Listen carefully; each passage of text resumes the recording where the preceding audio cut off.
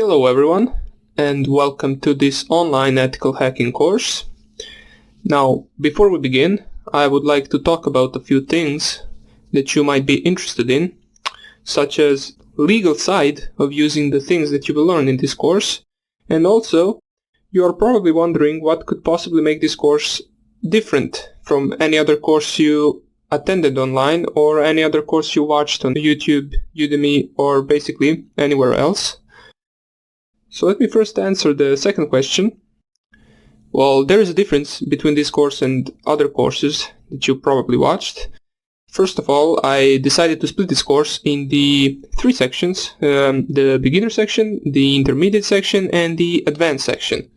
Now, the thing that differs this course from other courses is the advanced section.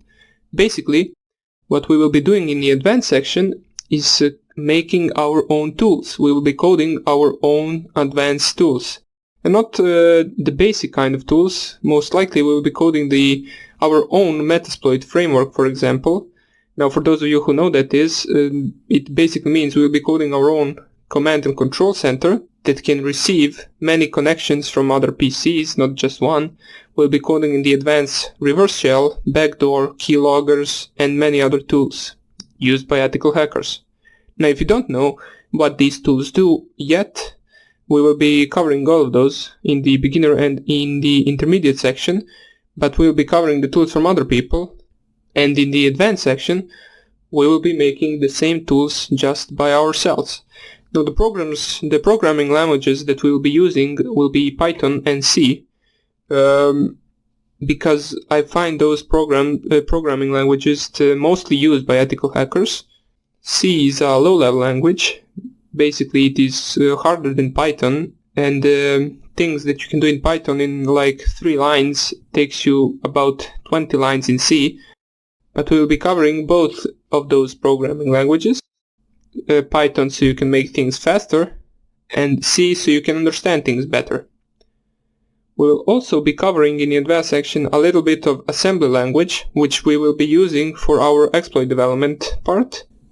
Now, for you that are wondering what we will be doing in the beginner section, we'll be covering the installation of VirtualBox and Kali Linux.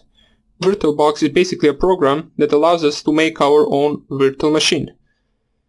We use virtual machine so we don't crash anything in our main machine. If we make a mistake or if we delete a file we shouldn't delete, it will basically just stay on the virtual machine, and if it doesn't work anymore, we can just delete it and start over again. As far as the Kali Linux, the Kali Linux is a distribution, basically an operating system, that is used for ethical hacking and penetration testing. Now, you might be asking, why is it used for that? Well, basically, it comes pre-installed with some of the most known tools used for ethical hacking.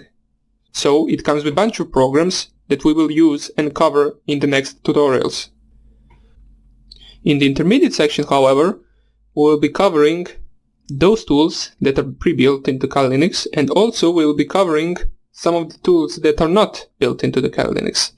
We will be downloading those tools from online GitHub repository from other people who made them. And as I said, later in the advanced course, we will be making our own tools. Now, there is also one more important thing I should mention, which is the legal use of these methods that you will learn in this course.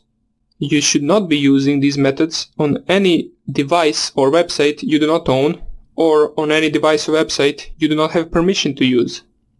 It can get you into some serious trouble and possibly a jail time if you make a big mistake. So please do not test any of these methods on devices you do not own. We can make all of the things we need in our virtual environment, and we can do our attacks from there. Now that's about it. I hope you will enjoy this course, and I hope I see you in the next lecture where we will be downloading VirtualBox and Kali Linux. Hope I see you there, and take care.